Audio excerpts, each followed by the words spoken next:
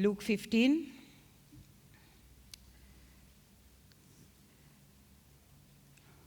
And I'm just going to read the first 3 verses. It says, "Then he said, a certain man had 2 sons, and the younger of them said to his father, 'Father, give me the portion of goods that falls to me.' So he divided to them his livelihood.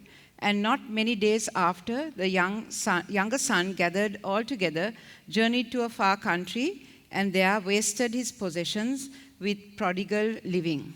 I just want to bring out one thing from these 3 verses of this story that we all know about a wealthy man, a father who had 2 sons, and obviously there was a portion that was allotted to both of them, a portion that they would get upon his death.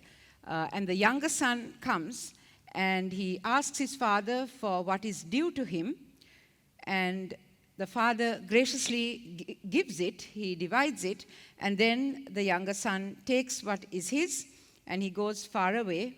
And it says that there he wasted his possessions with prodigal living. What I want us to see from this part of this story is that the younger son had a certain right. That right was that he was going to get a part of what his father owned.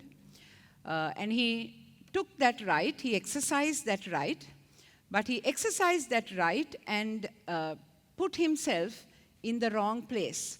So the exercise of his right took him to a wrong place, and then the Word of God says that from the exercise of his freedom to the wrong place, from his right to the wrong place where he was in, he ended up wasting his possession with prodigal living. Now, the son was a son of a wealthy father, because when we read the story on, we can see that the father had great possessions and land and all of that. So he's the son of a wealthy father, and so this wealth made many choices available to him. If they weren't a wealthy family, if he didn't have all these possessions, if his father had nothing to give him, he wouldn't have had a way to exercise this right of going to a wrong place.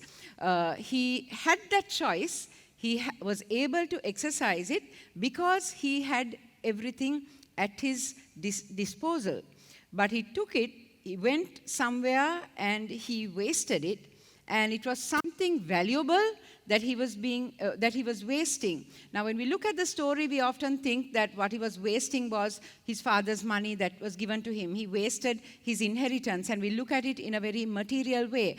But the truth is that he didn't just waste his inheritance, he didn't just waste his money, he also wasted his time. He wasted that season of his life. He wasted the time that he could have been with his father.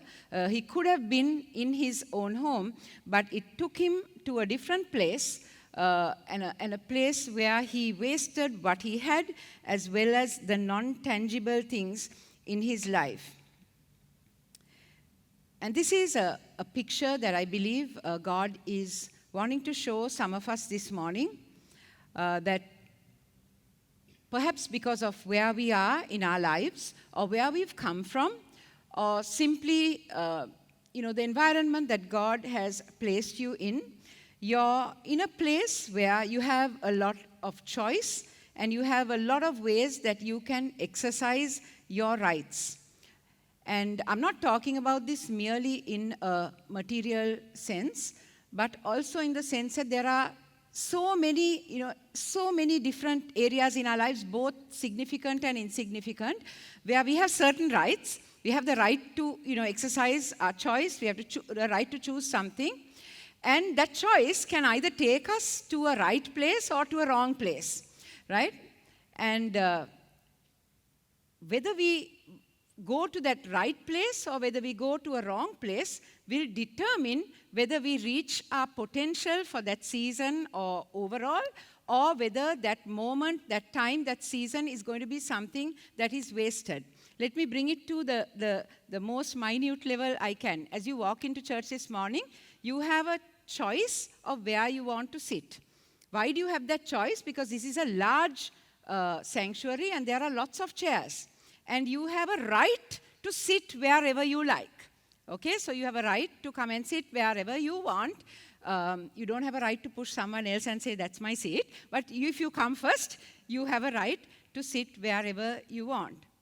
But some places where you sit, though all the chairs are good, all the chairs are anointed and everything, sometimes, some places where you sit, you might be positioning yourself to hear the word in a better way or not, right? For some people, they are easily distracted when they are seated next to someone.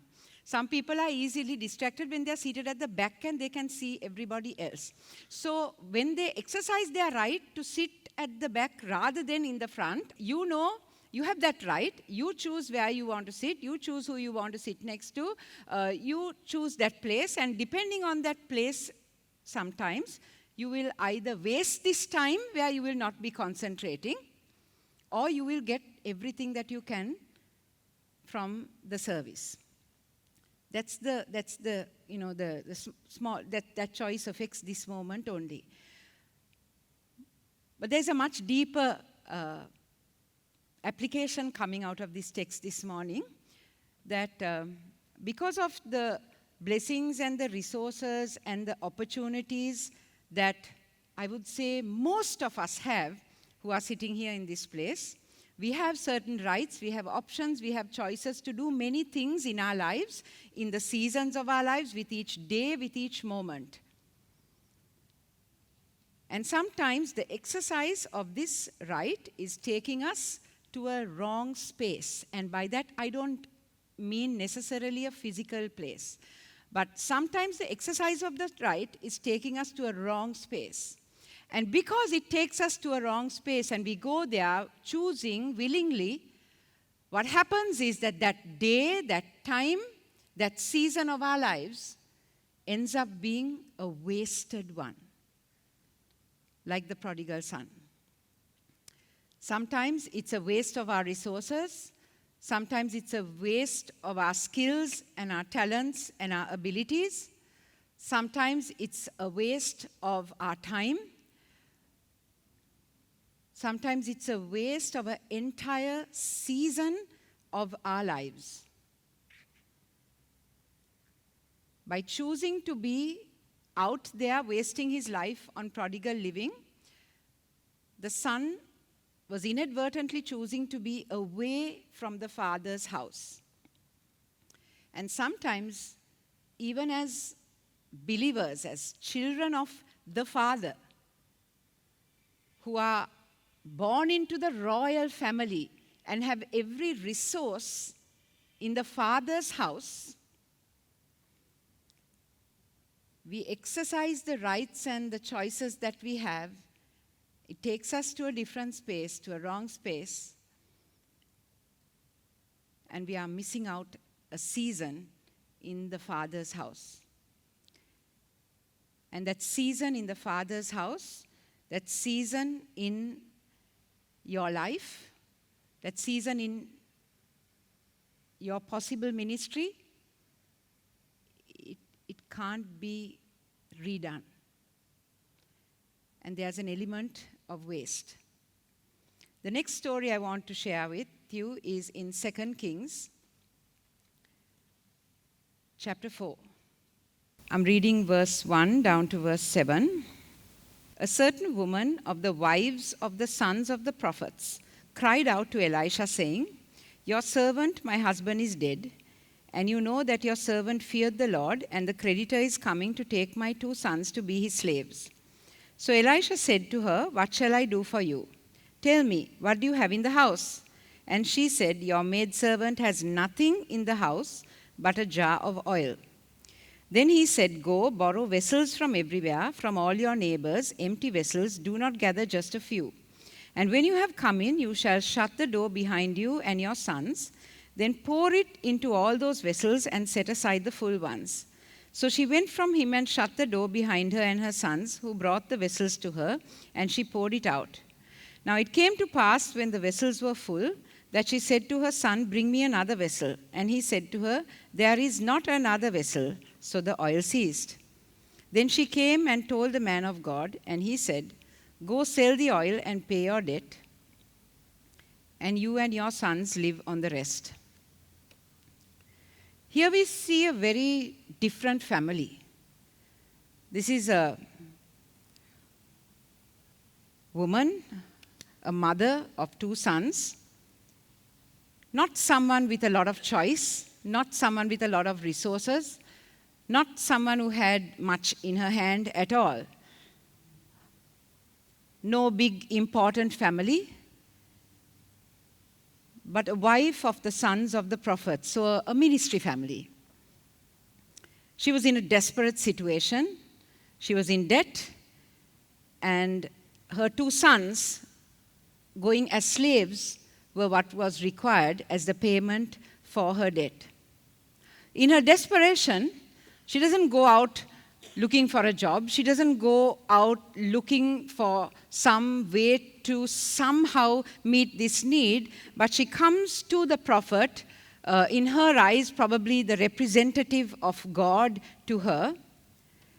And she comes to him and she says, this is my situation. And Elisha says, what shall I do for you? Maybe if he stopped there, she would have said, give me some money. But he didn't.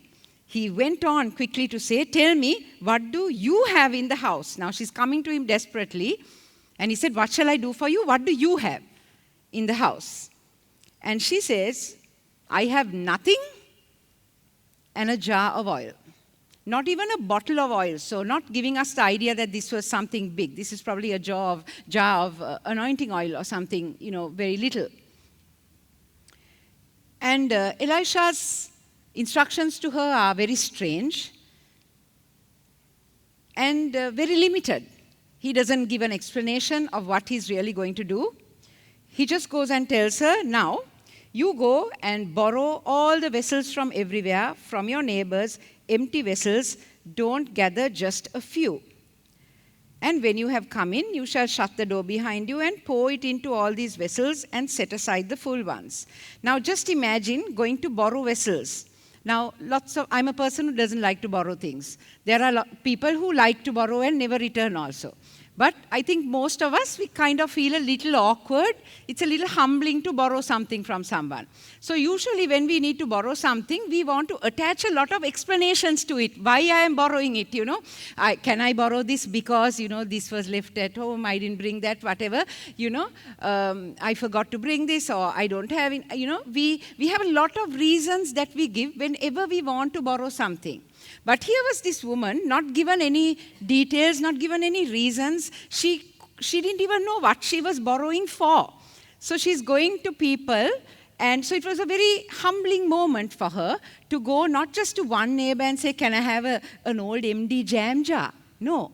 Can I have vessels? Can I have many? Can I have as many as you have? Then go to the next house, give me all the vessels that you have. And they're like, for what? I don't know for what. But can I please borrow all these things? So it took some humbling, it took faith, it took a level of trust which we really don't understand.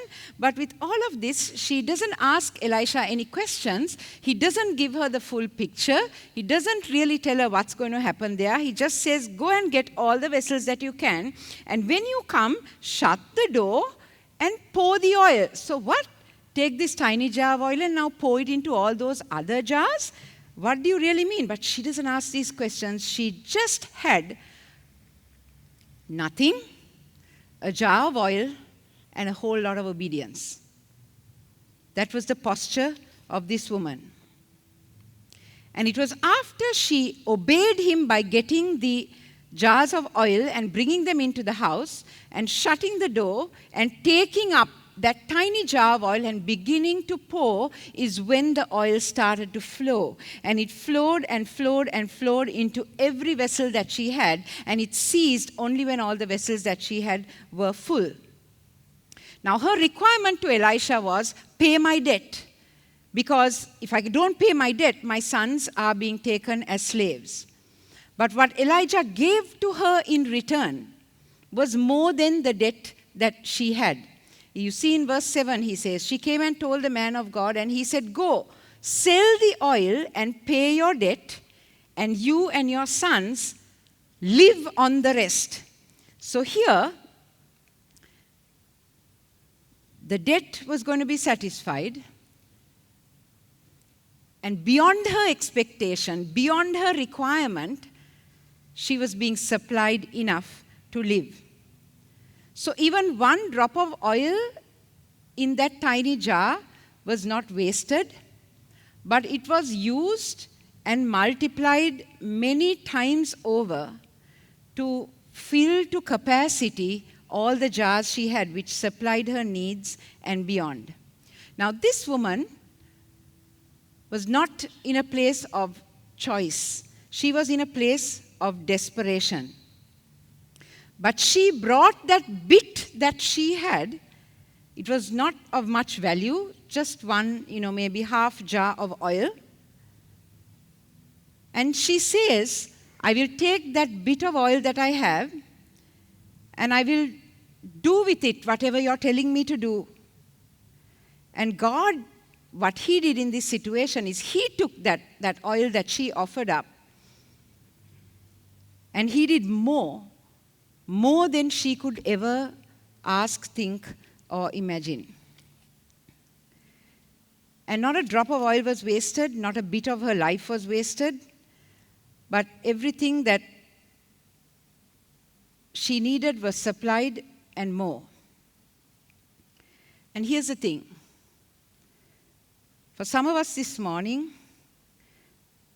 God wants to make this the story of your life. He wants you to bring him that bit. Maybe you're a person with no choice, with not a lot of options open to you. Maybe you're a person here with a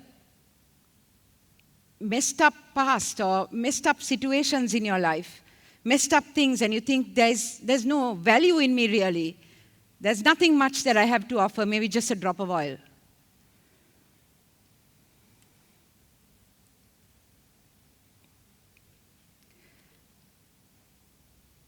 But if you bring that drop of oil to God in desperation and listen to the bit that he tells you back, don't question him beyond the answers that he's giving you. Don't question him beyond the steps that he's giving you.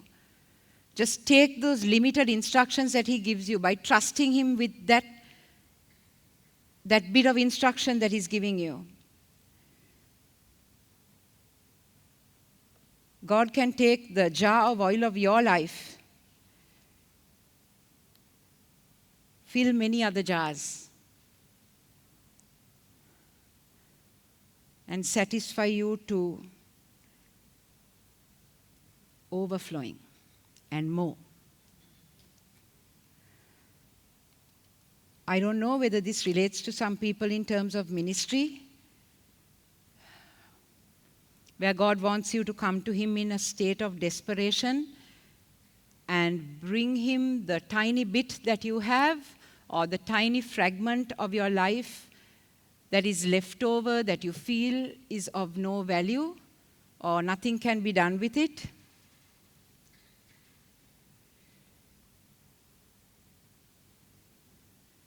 I don't know whether it relates to some of you in terms of a full-time commitment to ministry to the Lord, where he's asking you to take certain steps up to the point that he's revealed and not beyond that, asking him for questions when he's not ready to reveal the next step to you.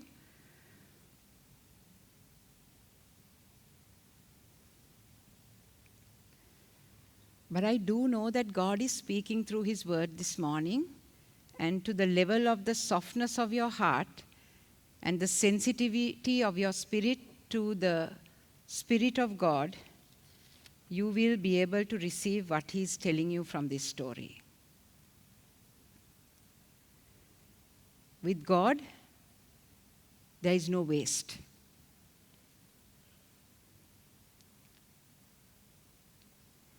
Finally, I want you to turn to Matthew chapter 19. Matthew 19, verse 16 tells us a very familiar story once again. Let me read it. Now behold, one came and said to him, Good teacher, what good thing shall I do that I may have eternal life? So he said to him, "Why do you call me good? No one is good but one, that is God. But if you want to enter into life, keep the commandments." He said to him, "Which ones?" Jesus said, "You shall not murder, you shall not commit adultery, you shall not steal, you shall not bear false witness, honor your father and your mother, and you shall love your neighbor as yourself." The young man said to him, "All these things I have kept from my youth. What do I still lack?" Jesus said to him, "If you want to be perfect, go sell what you have and give to the poor, and you will have treasure in heaven, and come, follow me." But when the young man heard that saying, he went away sorrowful, for he had great possessions. So you see, Jesus' answer in verse 21 is really what upset him. If you want to be perfect, go sell what you have, give to the poor, and you will have treasure in heaven, and come follow me. And it is in that backdrop, in the light of that, after this young man went away, that Jesus turns to his disciples and then says in verse 23, "Assuredly I say to you that it is hard for a rich man to enter the kingdom of heaven." Hard? How hard? But Jesus did stop there. Verse 24, "And again I say to you, it is easier for a camel to go through the eye of a needle than for a rich man to enter the kingdom of God." So obviously very hard, near impossible. Verse 25, "When his disciples heard it, they were greatly astonished, saying, 'Who then can be saved?' But Jesus looked at them and said to them, 'With men this is impossible, but with God all things are possible.'" This is the context of this verse. This verse that we quote for so many other unrelated things. This is the context. With men this is impossible, but with God all things are possible. Talking about people with possessions giving their life to Jesus. Verse 27, "Then Peter answered and said to him, 'See, we have left all and followed you. Therefore, what shall we have?' So Jesus said to them, 'Assuredly I say to you that in the regeneration, when the Son of Man sits on the throne of his glory, you who have followed me will also sit on 12 thrones, judging the 12 tribes of Israel. And everyone who has left houses, or brothers, or sisters, or father, or mother, or wife, or children, or lands for my name's sake shall receive 100-fold and inherit eternal life. But many who are first will be last, and the last first.'" Now, when you read Jesus' interaction with this, as the Bible calls him, a rich young ruler, and Jesus asking him, Jesus speaking to that point of guilt in his life, the challenge he had. And then Jesus saying, it's hard for a rich man to enter the kingdom of heaven. You could think, is God against riches? Is God against rich people? God is the richest of all. I was thinking about that. How can God be against riches? He's richer than any of us. He owns everything. So God is not against riches. But God is concerned about what riches do to us. And being rich opens many choices to us as God's people, which we wouldn't have had if we were poor and desperate. Being rich gives us many, many opportunities, gives us power, gives us standing in society, gives us an elevated place and position in many spheres. But more than anything else, it opens a wide range of choices to us for what to do with our money, what to do with our time, what to do with our leisure, what to do with every imaginable area of our lives. Riches brings us that choice. And it is in the exercising of that choice that we can go either to a right, to a good place, or to a wrong space. Exercising these choices that we have because we have wealth, because we have position, because we have power, is what is going to make it hard for us to establish our priorities in life. When you're poor and desperate, it's not very hard. You don't have much choice. But when you have the choice because you are rich, then it's hard to choose the right thing. It's hard to choose the better thing. And this is not us saying it is hard, it is God. It's Jesus saying it is hard, it is near impossible, and He is saying it is easier for a camel to go through the eye of a needle, and that is an impossibility. An impossibility. Some of us have a hard time getting the thread through the eye of the needle. Just imagine a camel. So this is how challenging the choices we have when we are rich makes it for us to enter the kingdom of God and to keep our place in the kingdom of God till our dying day. It's not just about entering in, but it's about walking with the Lord every day of your life and having your priorities in the right place now that your riches have opened all these choices up to you. And some of us will say, oh, don't worry. God is always first in my life. God is first, no matter what, no matter how much I have, no matter where I go, no matter what I do, God is first, God is first. I always give glory to God for everything, wherever I am. Even in the wrong place, I give glory to God. But it's God is first is not always what we think it means. Because sometimes when we say God is first, what we are meaning in that is, I don't worship any other gods. He is my only God. Jesus is my only God. I worship Him. I love Him. I honor Him. He is my God. But turn to Matthew 6:33. Matthew 6:33. But seek ye first the kingdom of God and His righteousness, and all these things shall be added to you. Seek ye first the kingdom of God and His righteousness, and all these things shall be added to you.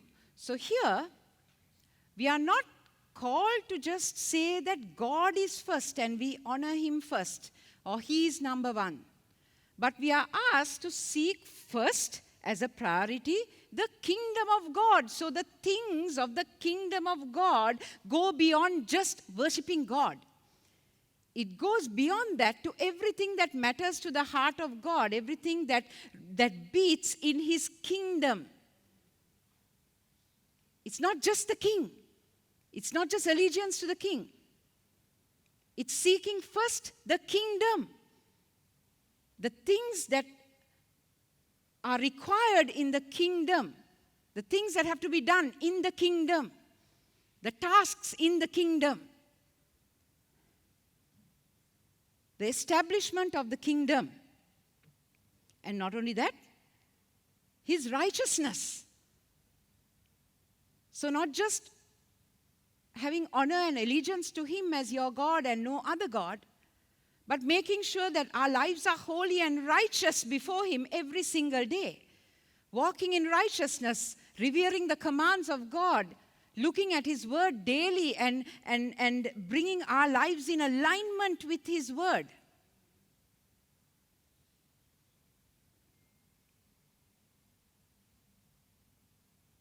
That's what it means.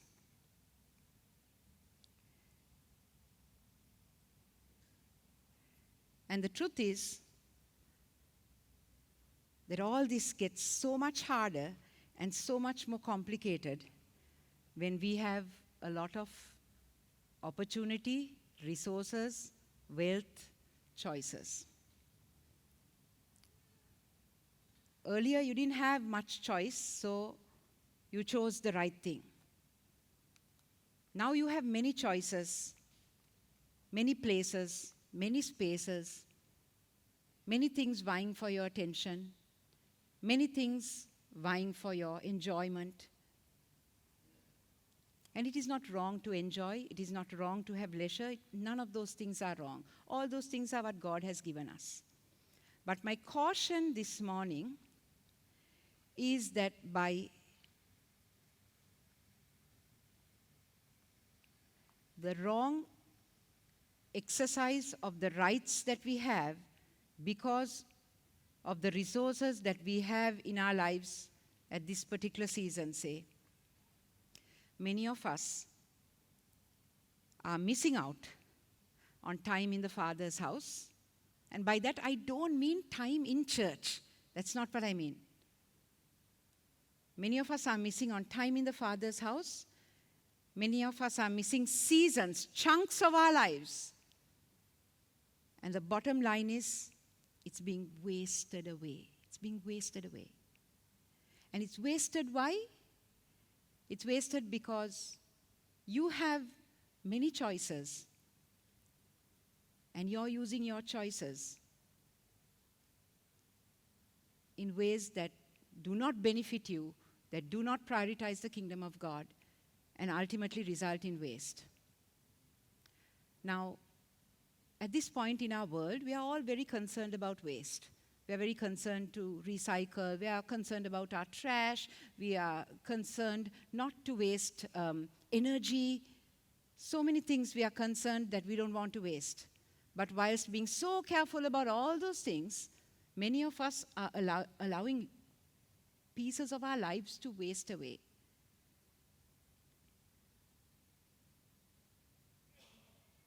And I believe God gave me this word today because He sees it in your life. And He's asking you to see it. And He's asking you to make certain choices in your life that will redeem you, that will redeem this season, that will redeem this time, that will redeem whatever years and days you have left.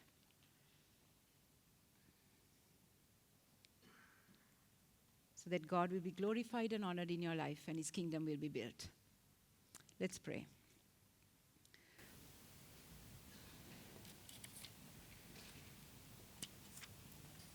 So I want you to think about the 3 stories. I know there are so many different people here this morning and coming from different spaces, different places in your walk, even with the Lord. But even this quiet moment, please keep that heart soft.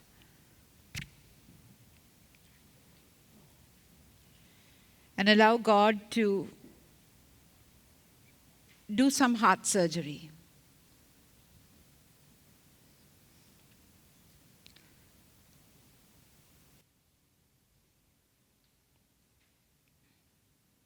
There are some who realized as the word of God went forth this morning that they have many choices open to them, and they would like to defend their choices. You would like to defend your choices. You want to, but while you are one side of you, one voice in your head is just kind of defending your choices, there is a still small voice inside of you which is tugging at you, nagging at you, tapping on your conscience, and trying to get you to listen to the voice of the Lord. And only you will understand that, and only you will open your heart to that place. As I've said before, I just want to remind us that as long as you can still hear that still small voice, and as long as there is a space inside of you where the Spirit of God is quietly whispering to you, you're really in a good place because God is talking to you. He has not turned His face.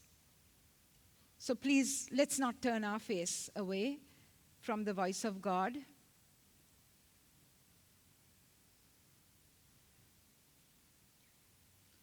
For some of us, there has to be a radical change in our choices, radical change in the way we exercise our rights, a radical change.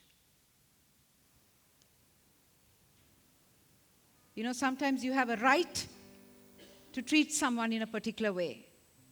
Okay, you have a right to do that. But when you exercise that right, it's going to take you to a wrong place. And then you are going to waste a relationship. You're going to waste time. You're going to waste impact. There's going to be some level of waste. And maybe some of you are walking in that place where you had a right to do something, a right to do something in a relational sense, or a right to feel something, but that's taken you to a wrong place. And are you able to identify this morning that exercising that right has taken you to a wrong place, but God is calling you back? And God is saying, don't waste any more time, my brother. Don't waste any more time, my sister. Come back. Come back. Use the choices you have to build the kingdom of God.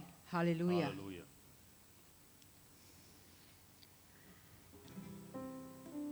Hallelujah. So I'm just giving you this time to realign your mind and your heart with the Lord, because for some of you, these change in the choices that you're making have to be very, very radical. But God is speaking to you, or the thoughts that are running to your mind are so radical that you're thinking, can I do that really? Do I need to do that, God? Is that level of sacrifice really needed from me?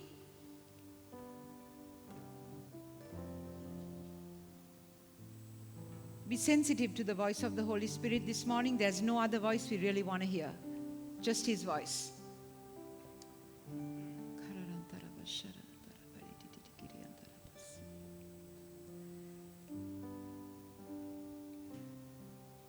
And for the desperate ones who are coming to the Lord and say, God, in my desperation, I come to you. I'm not going to anyone else. I'm not going anywhere else. I'm not getting discouraged. In my desperation, I'm coming straight to you. I'm coming straight to you, and I'm bringing my jar of oil. I'm bringing my drop of oil. And I'm saying to you, God, I don't want to waste a moment of my life. And I know you won't waste a moment of my life either. Just take this jar of oil. Take this drop of oil, Lord. Take whatever's left of my life.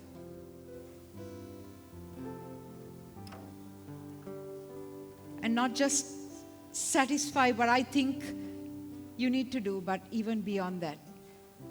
You do that, God.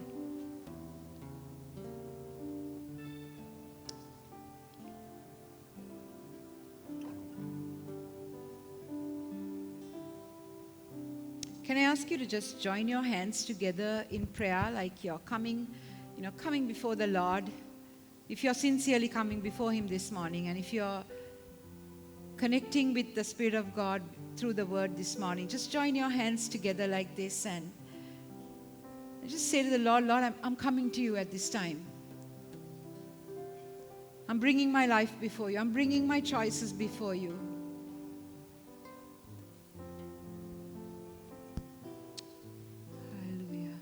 If you're the head of your family, I just want you to say, Lord, I'm bringing my family before you. Because you have such a great influence. What you say goes. The pace you set, the standard you set is what goes in your home. And what a great privilege God has given to you if that's who you are. So not just bringing your life, you say to the Lord, Lord, I'm bringing my family before you. I'm bringing my home before you. I'm bringing my tribe before you.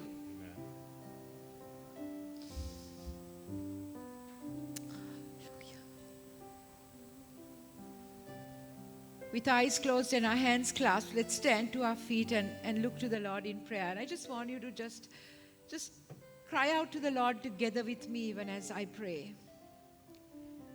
God, I just thank you that you are in this place. Yes, Hallelujah. Hallelujah. Thank you, Spirit of God, that you are heavy in this place this morning. Yes, Father. I thank you that your word goes forth powerfully, that your word goes forth with conviction, and that your word goes forth to transform. Hallelujah. Hallelujah. Thank you. Your word goes forth to correct. Your word goes forth to cajole us back into your arms, Lord. Yes, Lord. Back from the wasteful spaces to the spaces where we will live out our full potential in you. We bring our lives before you, Lord, this morning. We bring our families before you. We bring the rest of our days before you, Lord. Some of us have many days before us. Some of us have just a few. We don't know. But the rest of our days, the rest of our lives, Lord, whatever we have remaining, Lord, we want to give it to you, God. Yes, Lord. We want to give it to you, Lord. Amen. We want your word to be true in our lives, where we seek first the kingdom of God and your righteousness. Yes, Master. Lord, for the ones who are going to have to make radical changes in their homes, radical changes in their lives, Lord, I pray for strength. I pray for boldness. I pray for courage. I pray for conviction. Hallelujah. Hallelujah. I pray, Lord, for every, Lord, faltering and timid heart this morning that is thinking, how can I do this? Should I do this? Why should I do this? I just pray that the boldness of the Spirit of God will come upon them right now. Hallelujah. And this boldness that is coming upon them, especially, Lord, I lift up fathers. I lift up husbands. Lord, what an anointing, what a sphere of authority you have placed upon them, Lord. Yes, Lord. Lord, you have given that to them by design, Lord. Let them rise up. Yes, Father. Let them walk with boldness. Let them walk with conviction. Let them walk in purity and holiness and righteousness. Let them walk in sacrifice. Let them show their children how it is to walk humbly before their God. Amen. A new anointing coming upon each of your children this morning, Lord. Hallelujah. A new anointing coming upon them even as we are here in your presence. Spirit of God, move and flow in this place. Hallelujah. We receive it, Lord. We receive what you're doing this morning. We receive it. Spirit of God, just come. Fill us, fill us. Fill us to overflowing. Fill us. Fill us to overflowing so that we will not run out.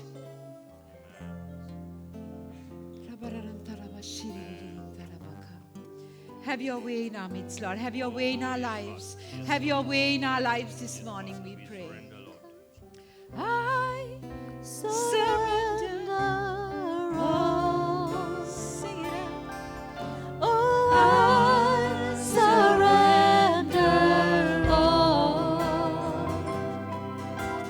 all to thee, my blessed Savior. I surrender all to Jesus.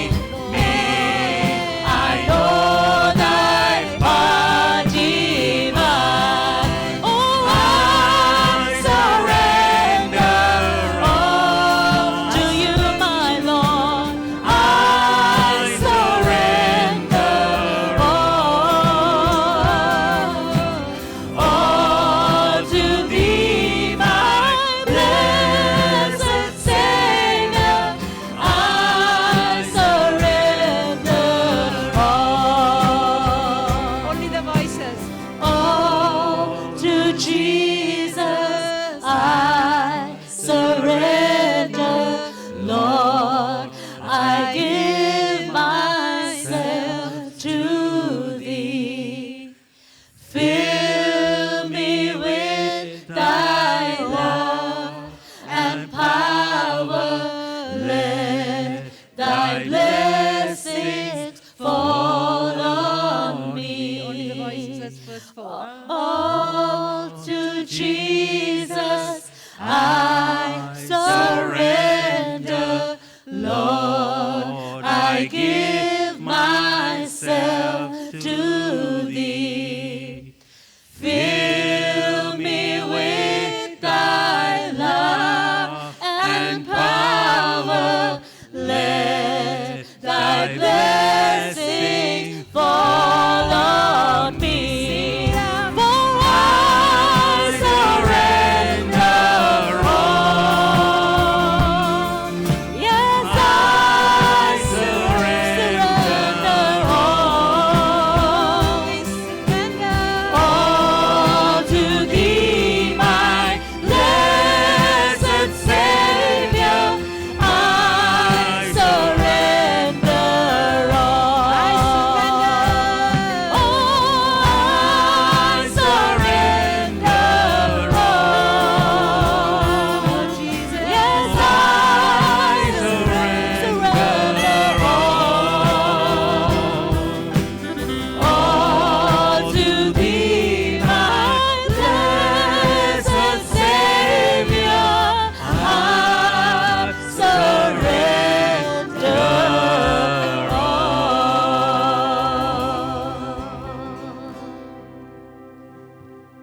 Hallelujah.